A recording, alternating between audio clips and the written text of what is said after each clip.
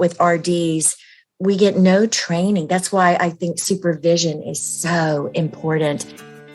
Hello, welcome to the Seasoned RD, a podcast connecting newer professionals in the field of eating disorders to those of us who have been around for a while. I'm your host, Beth Harrell, a certified eating disorders registered dietitian and supervisor. And I'm Abby Brown, a registered dietitian who is newer to the field.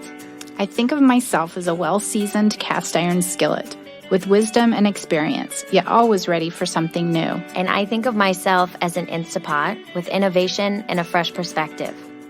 This podcast brings both to the table to share ingredients, recipes, and techniques of past and present so we can all be our best for the future. The kettle is heating up. The skillet is on simmer. So join us around the table for true professional nourishment. Abby, ready to stir the pot? Let's do it. Our guest today is Tammy Beasley, and in the beginning we sound a little kind of crazy over the top, excited about her being with us. She was supposed to be on our pod about a year ago, and we're just really glad. Things just didn't work out for us then, but please check out her bio. She was one of my first supervisors, and she's just amazing. She's teaching us so much in here about what dietitians are taught and what they're not taught. She's one of the authors of the Standards of Practice for Dietitians who work with eating disorders. And some of the things she shares with us is believing in full recovery, having a safe place to land, how we can see all the rough edges of self-growth and they keep popping up. We smooth them out and they come back. So it's being humble, it's listening in, it's asking one more question, it's providing that hope that we so know can believe in. And she does talk a little bit about some stats with vegans in the recovery process from an eating disorder. So sit back and listen. And do that with your clients too. Less is more. Sit back and listen and learn that you don't have to have all the answers and that life is just that whole learning process. There's no sponsor for this today, so I'm going to let you know that my supervision groups are wrapping up in June and I have some new ones starting from July to December. Hi, Tammy Beasley. Hi, Beth Harrell. It is a pleasure to be here. Thank you for joining us. We're so excited to chat with you, the one and only Tammy Beasley. So that makes me laugh. It really makes me laugh. But thank you. Okay, starting off kind of easy here. Mountains or beach? Ooh, mountains. I know that may surprise you because I live in Alabama and everyone assumes that it's the beach because everyone lives for twice a year beach trips. But by far, mountains. Okay. And then breakfast or dinner? Oh, breakfast.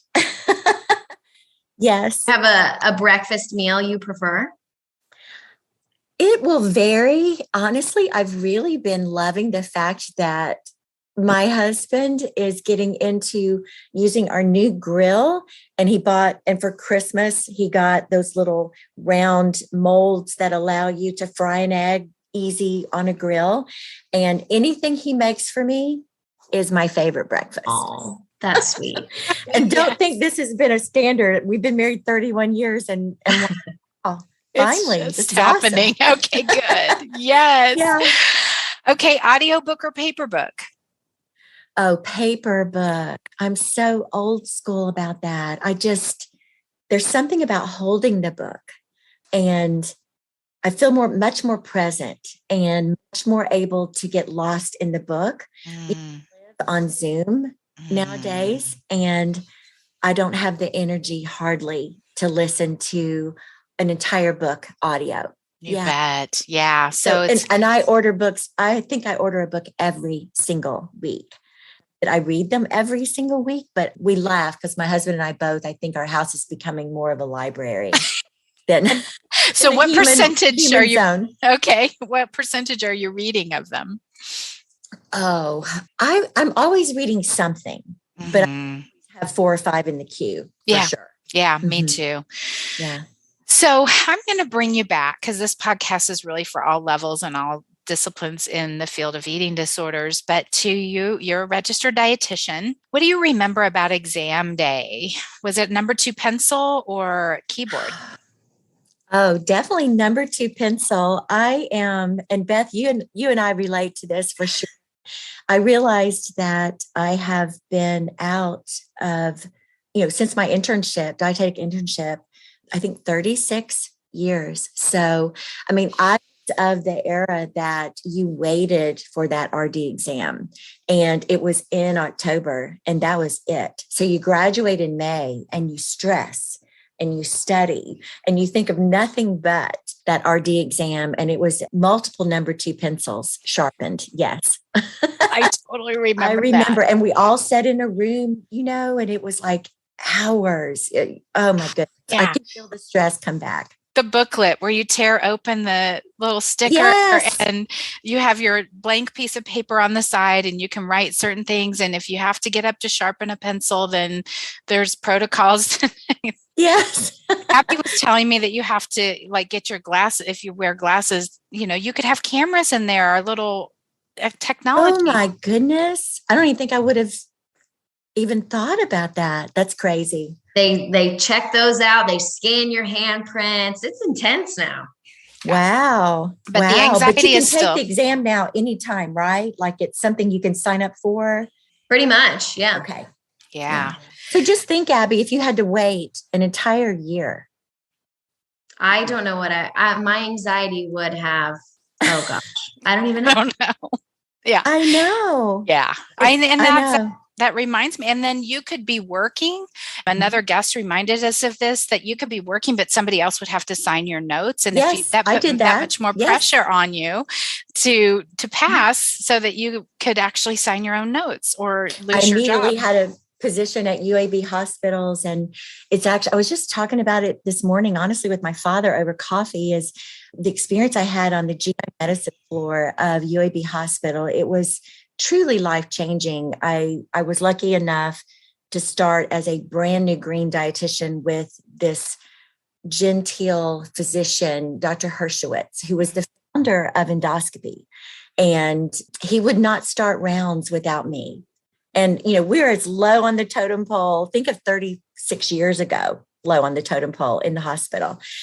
I'm very grateful for him. But I remember I had to always have my supervisor sign off on the notes, from May to October. And then you're just waiting for that envelope to come in the mail. Oh, that was my memory. My yes. stomach was so in knots from the snail mail. So yes. Thank you for bringing us back to that, because it just shows that we're on this call and everywhere are different level of seasonings and experiences that bring us to where we are. So how did you decide on nutrition, and how did you get into eating disorders? Oh, that is a great question. And I could probably spend quite a bit of time talking about it. I'll try to make it short. I come from the Rocket City, which, if you know anything about Huntsville, we are the home of the astronauts. We're one of 3 space centers, space campus here. And think about 36 years ago, my father was really adamant that I go into engineering. So if a woman had the skill set and the grades to go into engineering, women were not doing that. It was like, you have to do that. So really, I started out in college more for my father than and started as an engineer. In my heart, I had thought about pediatrician, becoming a physician. The engineer thing did not go well. I have a funny story that I have to say. I did an internship with NASA, and a fun fact is I actually worked with Jan Davis, who became one of the female astronauts, and we was just a very quiet engineer. And I worked a whole summer with her, and I was responsible for the computer data, which meant there was one room iced down to 50 degrees. It was this massive room, the size of my house, but it was one computer for NASA.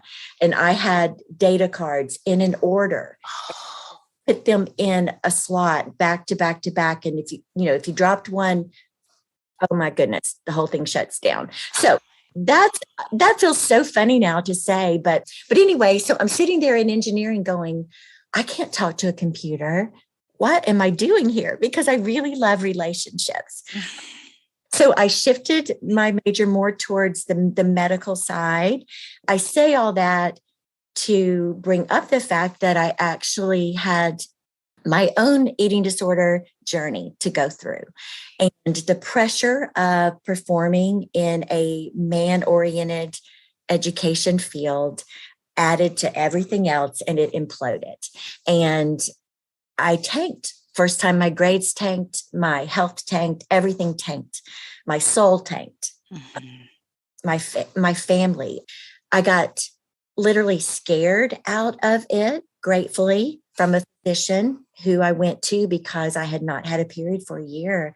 And no one really talked about it. Think about 36 years ago. It was the mom's fault if it was talked about. And Hildy Birch, I believe, the one main book. So this physician was actually very kind. He was out of his comfort zone for sure. He could not find anything wrong. And he literally said, I don't think you're eating enough. It was a shock to me.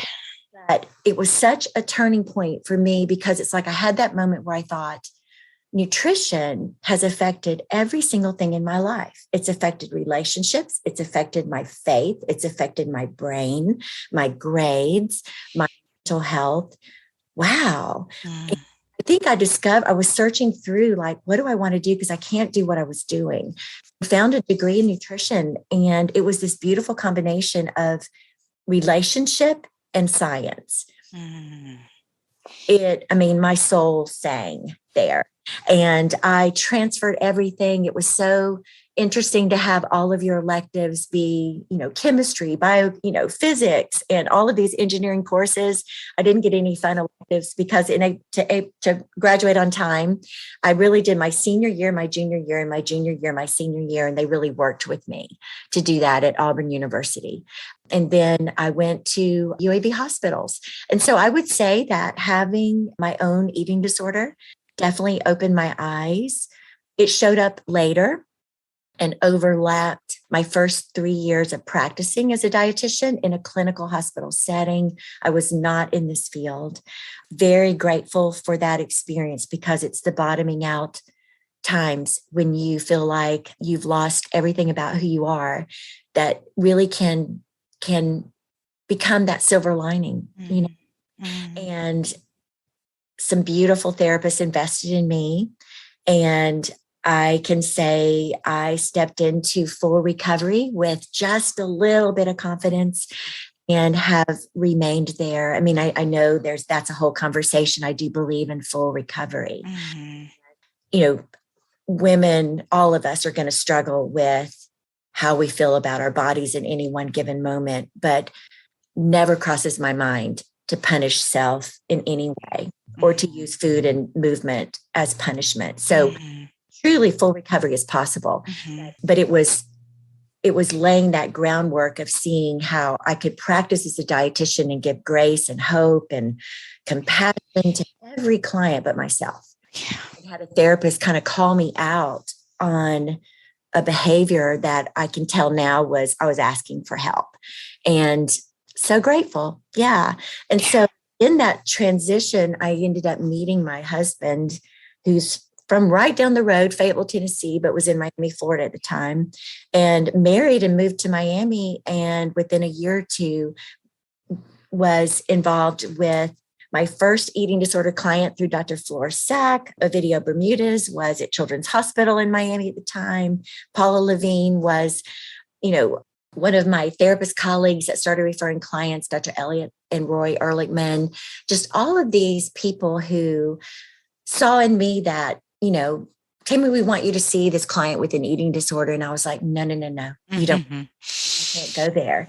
And they're like, no, we've already referred her. And so took that first client, but from that moment on, it's like, for me, definitely felt very called to this space. And because I believe in full recovery, I felt like it was a real honor to be able to represent hope for clients. And it's the hardest thing we can do. I think it's been definitely the hardest jobs that I could imagine, but so rewarding in that as huge. I represent hope. That's a nice phrase. Have you worked in both outpatient, and we know that you are in a treatment facility now, but have you worked in outpatient in the past? Yes, actually, I have. That's probably the bulk of my experience.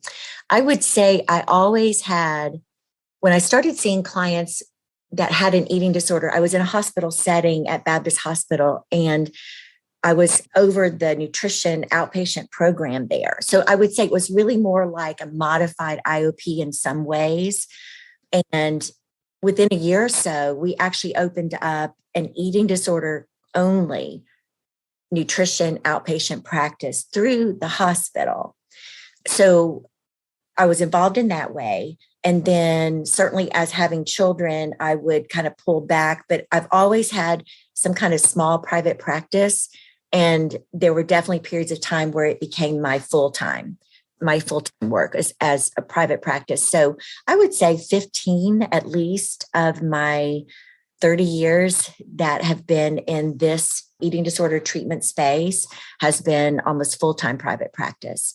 When I was in Miami, this is a different time and place. This is prior to HIPAA. And one of my favorite stories to share is that Dr. Bermudez would call me because he would be at Children's Hospital and his dietitians did not know eating disorders.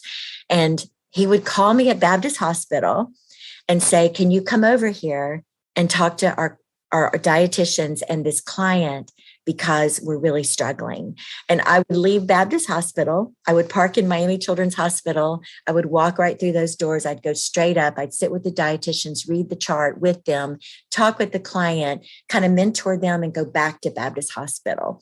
And now you think about that, that would never happen. So I feel like I had inpatient work, I had outpatient work. And then with Paula Levine, she and I created the first IOP for Renfrew at the time in Miami, Florida. I felt like I had a lot of experience on the two extreme ends, the outpatient end and the high, the inpatient hospitalization side. And Alsana has allowed me to kind of fill in the in-between there with residential and partial hospitalization. We meet with a lot, or we interview a lot of practitioners who also have had eating disorders in the past. How do you think that helps you connect with the patients you work with? I personally think it has been, that's a question that has some frame around, because I think you have to be very aware and self-aware and in a place that you feel ready and confident for that vulnerability. And saying that, I feel like it has been a great benefit in the work I've done. I haven't shared with all clients, and I don't necessarily share initially. I will share often in like a large group, say presentation, just to put a frame again around, I have personal and professional experience in this field, and I represent and believe in full recovery. So that's the main thing I want to get across. We have young dietitians over the years that I would probably give advice to say, it's not time for you to share your story, because you can tell that there's still some more work to do around the thought process around that. I hope that answers your question. So I'm very confident in it. And I have therapist colleagues who are very confident in belief that you should not disclose. So It's an interesting line that we walk. Again, I stand very confident and don't regret any disclosure I've done. Early on, did I disclose too much, too fast? Absolutely. Is that one of the many, many lessons learned? Absolutely. And it came back to hurt me and did not end up being productive for the client. Again, think about with RDs, we get no training. That's why I think supervision is so important. And supervision not only with a senior dietitian, but supervision with a therapist. I had the gift of having, Paula, Roy, therapist here in Huntsville, Alabama, that have just poured into me, that you can collaborate and you learn so much. So I kind of learned the hard way, too much disclosure, too fast, at a point in my relationship with the client that it was not productive. And this is what is so helpful, Tammy, your vulnerability here. I really, really appreciate, because so many of us go through, no matter how long we've been in the field, don't feel confident sometimes. Am I doing the right thing? Did that really hurt or help? And so the question of disclosure is, it's an intentional one. Mm-hmm. And you have that experience that it didn't necessarily help the first few times that you did it. So then you start to ask, is this a safe time or place, or would it help? I think the answer that I've been taught is that if you think it will, if it benefits your client, you have to think about what's going to fall on their ears. Yes. So Abby's original. Are you saying it for yourself? Oh, right. Saying it for your client. Right. So and when Abby asked connection, the big question. Because you don't want to connect over your eating disorder. You do like there's the transference, countertransference, things that you don't, your eating disorder is different. Everyone's is different. And so you can't assume that you're going to connect in the same way that they do. Exactly. It actually can push them away. Exactly. I think the connection for me comes super easily around what the function of the behaviors were for me. And that's the work we do now, that the nutrition team that I work with. Our goal is really to help clients see whatever the behavior is, what's the function? How is it serving you right now? And how is it isolating because that feels safer? Is it a punishment? Is it a reward? How is it? What function is it serving you? And I think that's where the commonality can come. But the way you do that is of no consequence, really. So I never share details of, what my journey specifically was at this point. Mm-hmm. It's one of the things that I think I'm a 2 on the Enneagram. If you're familiar with Enneagrams, I love them. They're so informative and so helpful in work and personal relationships, in my opinion. But I am a 2, like hook, line, and sinker. And if I had known this when I disclosed with a client too early, this client, I did not know enough about standing firm in boundaries around that. And I misunderstood her immediate connection with me, and it became much more about my journey than her journey. And then that was, that became very awkward situations. But I remember I knew I had crossed a line, and I don't think I've ever shared this publicly before, but this was in early 90s, mid 90s, where I thought I was joining her for a meal experiential. And that sounds fine, right? You join in a meal and you process through that meal. And, it's something we do very intentionally. And I think it's super powerful. That meal experiential became her desire for friendship and her desire to show off her culinary expertise, her relationship with the waiters, all the things. It crossed a line. And I was rightfully, I don't know, not reprimanded, but mentored by a therapist who said, cross the line. How? Because I was only trying to help. And again, it's, it took my desire to be of help, which is a 2 Enneagram, the helper. But what I thought was going to be a experiential therapeutic experience became, it crossed the lines of her wanting to be my friend. Can't be friends. How would you avoid that? No, absolutely. How would you avoid that if you were a newer person? What would you need to have in your mind frame to see that ahead of time?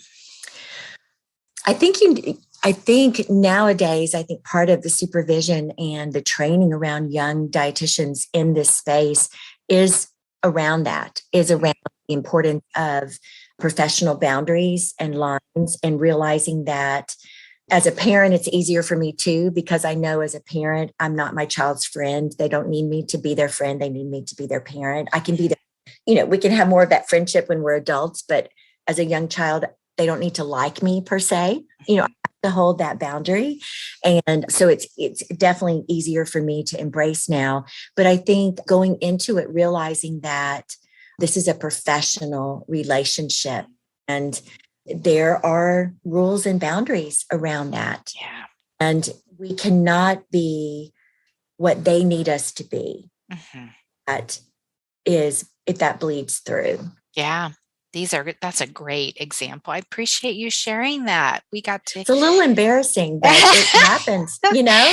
It's true. These are real experiences, and we all fumble through them. And I have lots of examples too. I don't have a meal experience one like that, but lots. And it of happened examples. to be this incredible restaurant in Miami, Florida, that was like to die for, and you could hardly. So it really became so out of control. Yeah, I can. And I was totally. like, wow, I'm at this restaurant. And I mean, and she, yeah. Okay. You know, you have another example too. I want to get into your passions. Like they've kind of shifted over time, but I know supervision is one of them. And you've talked about it, and you were an author on the SOPs, the standards of practice for the Academy of Nutrition. So you looked into all of those areas and like what makes a dietitian proficient versus expert. Right. So any of those experiences that you can pull for dietitians listening today on what are some things that you want to share with us to help us feel confident? Oh, goodness. That's a big question, Beth. It's a huge question. And then I do want to get into your passions too. Yes. I think a couple of things, and I say this with tremendous compassion, is realizing that our training as dietitians does not prepare us to work with eating disorder clients. And no shame around that. It just is. We hope that changes. So where I have seen that, can grieve my heart is when I see a dietitian who will move into this space very quickly, more in a private practice arena, without having worked within a team to understand that collaboration, to understand where your lanes are side by side, cross, but how you each support each other in very unique ways. They're a dietitian. And I think our job is not to fix, and that's not the right way to say it. We are not there to give all the answers. And I think we're trained to think that way. Even if we have motivational interviewing as part of our training now, which I know we do, we need so much more. But realizing that our role really, my passion right now, a couple of phrases, I really want any client that is in my presence, in the presence of our nutrition team, to feel seen and heard. And so seen and heard, that's your goal, seen and heard. And then my biggest platform now, I think, is do no shame. We hear do no harm with, the Hippocratic Oath, but I love that. Do no shame. Yeah. And I think for young dietitians, remembering that it's not ours to give the answers. We're not going to necessarily even have answers. That for to explore with the client, to give them a safe space that they can explore, that the goal is a renewed relationship that has no shame or judgment around nourishing the body, mind, and soul. I think we're trained to come in with answers, and we come in more motivated than our clients. Well, I think this is not necessarily in any order, but ask the client their expectations. What do they want? And it's simple, but I wasn't trained to do that necessarily. Of course, it's been decades, but realizing that I could have an amazing agenda for my client and know exactly where they need to go. And I may be correct. I mean, it's not like I'm not correct. I may see all the ways and areas that this client could could work and recover and strengthen that recovery. But I can't go that journey alone. The client really has to lead that journey. As you become more competent, you are able to guide the client to see the options of the journey. But I think if that's any kind of advice, I think one, I would always ask for help, always ask for help. If you're new in this field, get a supervisor, get a team together that you can process what's happened, because you won't know what's happened. I often, in some of my supervision that I've had in the past with some beautiful practicing dietitians out there, I remember one sweetheart called me and she was just in tears. Like, my client is so, she's like, I'm so stuck. It feels like this. It feels terrible. And she named all these emotions around feeling so stuck with her client. The reality is the client felt really stuck. And there was a moment where I said, have you shared with the client these stuck feelings that you're feeling? And you wonder if the client's feeling the same thing, because what you're feeling is mirroring off, your client's mirroring that off of you. So all of those feelings you have and how bad it feels and how desperate you feel and how loss of hope, that's exactly what your client's feeling right now. Does it help to know those feelings and then connect with the client there? And then it's like a whole new starting place. Does that make sense? Am I making sense through that, where you just are able to, in the supervision piece, able to help this younger dietitian see that she didn't see it happening, the transference and the countertransference, it was happening right there, and it had really got them both stuck. So helping see that you can actually learn from how you're feeling, how your client's feeling. If you stop and recognize that all this stuff that I walk out of the room feeling actually is very informative and gives me a lot of insight into what my client is probably feeling too and what's going on. I think that went off on a tangent a little bit, but Well, I think that example perfectly highlights sometimes I don't want to say issues, but the challenges with being a dietetic student and then getting into real world practice. I remember countless times my professors telling me, you're going to start practicing and you're going to want to just tell them everything you know. And like you said, give them this perfectly designed plan, but it doesn't work that way. And we don't learn about countertransference and transference and, talk to them about how you're feeling. It makes me think of Molly Kellogg too, all those things there. So really, absolutely, everything you're saying makes sense and really does highlight the struggles. I think one of my favorite things now that I love to pass on is the role we can have. I call it hope chart or hope journal, but I'm hearing so much now about clients who lack motivation. They're just not motivated. I'm working harder. I want it more than they want it. They're not motivated. And we may not work harder than our clients, but we may want it more than our clients. And that's really hard to sit with. But that lack of motivation, which can actually be very frustrating and can easily make almost feelings of anger, I'm banging my head on the wall and they don't care. How it may not always align with this, but how I see that is it's not that they're lacking motivation, is that they've lost hope they can change. And if we can rewrite that as they don't care, they're not motivated, they're not doing the work. If we can shift that and say, what if they don't believe it's even worth the effort because there's no hope left that they can change? That is why they come in so lacking motivation and are almost like resistant or apathetic.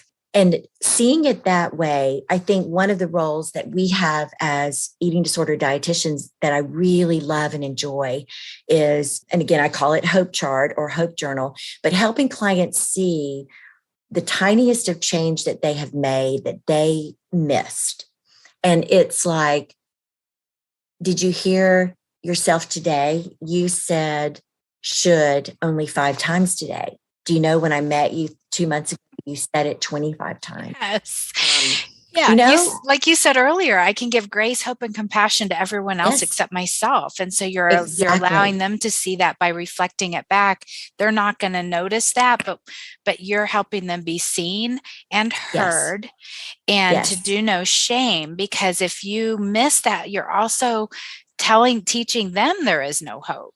Exactly. Because if there's always a goal that they've never met, mm-hmm. and it's different from just positive affirmation. It's really like helping them begin seeing it differently. Like they sit at the meal table, say in treatment, mm-hmm. and they're engaged for the first 5 minutes, but they used to like be shut down from after the first minute. That's what I'm talking about. It's not just listing, eat 25% more. That's good, but it's seeing the whole meal experience, the whole relationship with food and relationship with body, and how they are shifting in their thoughts, their behaviors, their demeanor, their emotions around that. And think about how powerful that list of, like hope, like that change, that change, that change, that change. And then you have this ongoing page after page of the smallest of small change. But then it's a reminder that, wait a minute, I can change. I didn't even know I did it, and I did it. Mm-hmm. So I feel like it can bring back, that can sometimes be the unsticker or the de-sticker or whatever you want to call it. Sticks the stuck place where there's just that little bit of hope again, mm-hmm. That they're not the same person. And Beth, the is it Rieff and Rieff or Rieff and nutrition therapy for eating disorders, like 1993. Process. Yeah. It was our Bible back mm-hmm. then, Abby. The recovery graph, if you remember that recovery graph, I use it all the time. I still do too. Yes. And there's so much hope in that graph, because as soon as the behaviors come back full force, the client thinks they've gone all the way back to where they started. And what's powerful about that graph is it doesn't let you forget that line on the bottom that's closer to recovery. So, the path is rough and ragged and is not smooth, easy, but the behaviors may be the same behaviors as you had in the beginning, but you are further along. You can't negate all the work you've done. It doesn't erase. You are a different person experiencing those same behaviors at that same intensity than you were when you did last time. So being that new person, don't forget it. Mm-hmm. You are not the same person. This is not a relapse that takes you back to where you were. This is actually all new. I use it all the time. Yeah. And yes. I have clients point out where they think they are. And so even if they come back and say they just feel like they're back at square one, I'll pull it out and I'll help remind them. Yes. I will pull out a different one sometimes and have them graph where they are. And then we compare, but yes, that's a very powerful tool that I think never loses its, light bulb moment for clients. Yeah. Maybe, Beth, we can even attach a link to that in the show notes, because I remember in supervision with you showed me the graph and I use it all the time, just highlighting, showing to the client, your progress is not linear. Your recovery is not going to be linear. You're going to have these ups and downs. I think it makes a huge difference. Yes. It helps. When you said hope is is one of your big messages, that chart itself brings back hope. Yes, it does. I love it. I love that Beth has passed it on and you're doing it, and we continue to pass it on. Yes, great tool. Yeah. And that, that being said, Tammy was one of my supervisors. So I had a person I was working with in the early 90s, and because of my shift in my work areas, I was no longer able to work with that person. And I was really sad. And then I found Tammy, and it just validated for me that even though she was halfway across the country and that I was being taught in similar ways, and these experienced clinicians were folks who had seen this work. and they were saying similar things. And so I really do encourage people to have a variety of supervisors. Right. Because of that, you just, it's a richness that you can't get otherwise. I agree. I think even hearing people phrase things differently, like sometimes one phrase will hit you a little bit differently than something else. But we've totally come full circle here with Tammy, you being Beth's supervisor, and now Beth, you're mine. So sweet. That's pretty special. I think we should take a photograph. We will. The screen or something, or the microphone or something. Because it's a moment, yes. And Beth's legacy lives on and on and on through your work with iAdept, Beth. So powerful, and it makes a difference. It makes a difference. Certification was something that I didn't know about until I worked at the Children's Hospital, and they said, we want you to be certified in your area of specialty. I said, there isn't a certification in eating disorders, and did some research and found out there was, and that Tammy was the director at the time. And she took that program. I don't remember, Tammy, how many dietitians it started with when you started, but I remember doing the calculation as you were stepping out and I was stepping in, and it was impressive. So I know it was under, I want to say it was less than 5. Right. But right.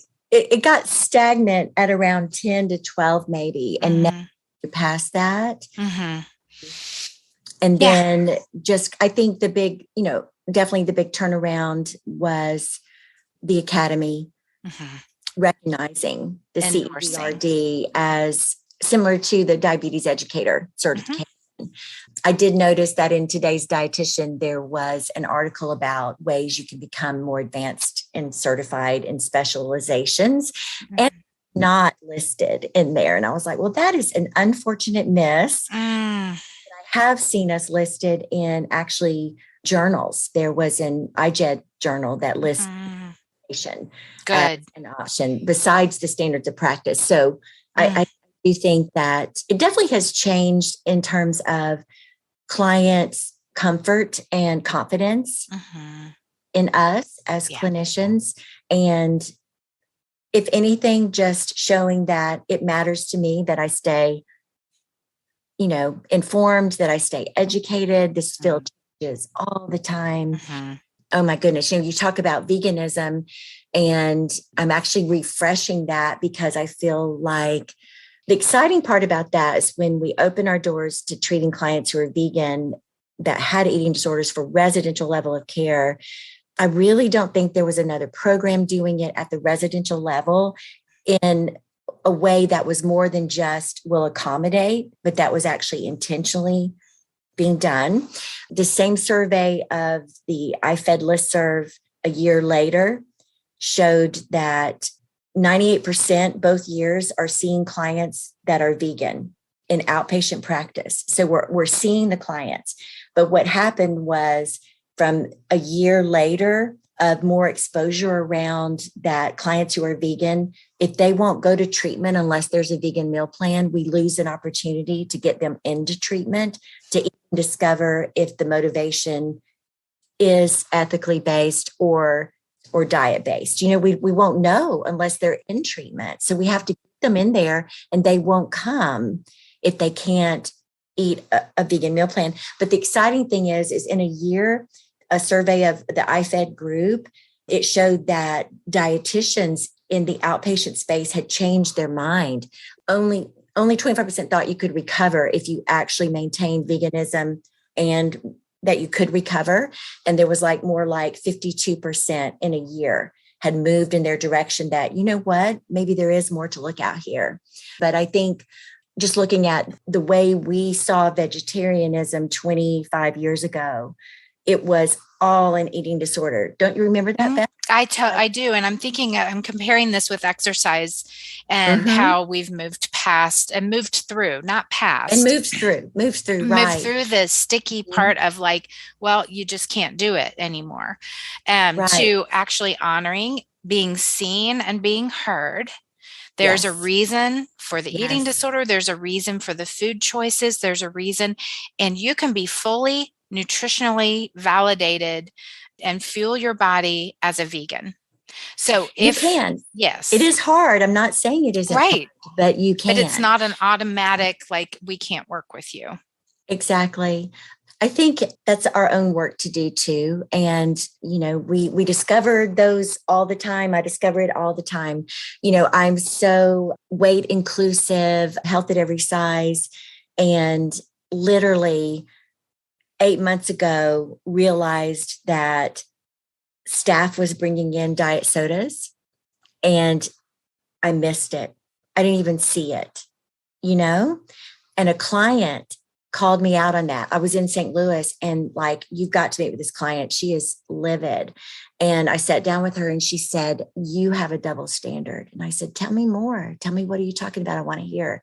She said, you're, anti-diet culture and weight inclusive.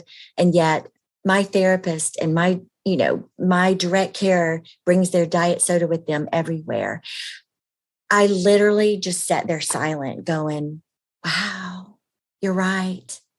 So, we immediately shifted then. It's like, is there room to grow at all times? Can someone be completely anti-diet and have missed that? One, I'm not on site to see it all the time, but that doesn't matter. Where we basically said, hey, we're going to align with the message we're giving our clients. We want you to do your own work. You don't have to fess up. Whatever you do outside of programming, I want you to do your own work, but that's you. But in programming, we honor our clients. We can't have two messages here. Yeah, that was one of those growth areas. You're like, ouch. But I was able to tell this client, you've made us better. Thank you. You're very angry and I hear you and I get it. And thank you, because I'm going to do something about that today. And we did. So growth, self-growth, all those rough edges, they keep popping up. Once we smooth one out, we'll get another one. So it's constant work. That's good to know though, because I would have never thought of that. Never crossed my mind. Yeah. I'm going to be inclusive. I want to be inclusive. I'm not going to tell you what to eat and what not to eat. It didn't cross my mind. There was but this mattered in treatment space.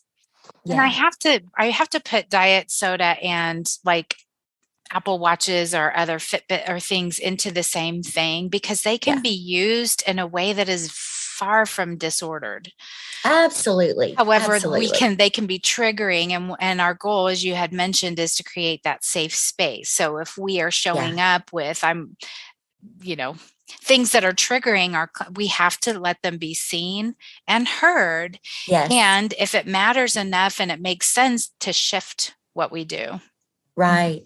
On the other hand, we've had clients who are vegan, and honestly, the ones that probably are the most vocal and struggle and push back are the ones that probably are more enmeshed in the eating disorder. But we've had clients bring a product and they will have done research and say, this product is not vegan. And we will hold the line and say, we can honor all known ingredients, but we are not responsible for artificial flavorings, natural flavorings. And, we're an entity, we don't have the labor and space and time to do that. So we draw the line in places that we need to draw the line. But with this situation, it was one of those things that, you're right. In this space, it is distracting. It is hurting your recovery. Stuff. And like Beth said, it's the exercise piece. It really does show that we're picking up on these different things and making progress. And honestly, for a newer dietitian in the field of eating disorders, it feels like a good time to be entering with all of the haze, with what we're learning about exercise and being vegetarian or vegan. It's a good spot to be in for sure. So I think so too. Yeah. I'm super excited for all the young dietitians coming in. I love this work as much as I've ever loved it. I don't lose the love do I have bad days? Oh yeah. But I'm so glad that I'm a dietitian treating eating disorders. And I'm so excited for those entering this field, because I do think that it's the best time ever. Yeah. Well, then that brings me to my wrap-up question for you. So taking yourself back to entering the field of eating disorders, what do you wish you would have known then that you do know now? It's kind of a toughie. That is a tough question. I'm going to certainly go to the thought of clients need to be seen and heard more than hear my words. I think of that. But what did I wish I knew? Why am I wanting to say that less is more? I really am wanting to say that. I wish I knew that the compassionate presence and having someone that they feel safe with, that they can explore beliefs around food and body without judgment is the greater gift. And sometimes saying less does more. Being that safe space with answers, but more of a presence. And that goes back to what I starred something, but I didn't say it as I'm taking notes. We don't have to have all the answers. Yeah. If we are constantly talking, that's too much. So less is to be able to sit back and listen and not feel like we have to have all the answers, because that can actually work against us. Exactly. And ask one more question. Ask more questions. Just one more. One more question. Okay. I wish I had known, because again, I came out with this, I'm going to help everyone. And I wish I had asked more questions, which is part of the listening. So, yeah. Awesome. Well, we are so glad that you joined us. Thank you for teaching us again, over and over and over again. Oh, my pleasure. I appreciate, Beth, you know how much I love you. And Abby, sky's the limit. So excited for you. And anyone out there, thank you for taking time to do so. It's really been fun for me. Very honoring. Thank you. Let's lean on each other and learn from each other so we can grow together as professionals in this field of eating disorders. If you want to connect with me for supervision or membership with monthly content, please find me at bethharrell.com/professionals.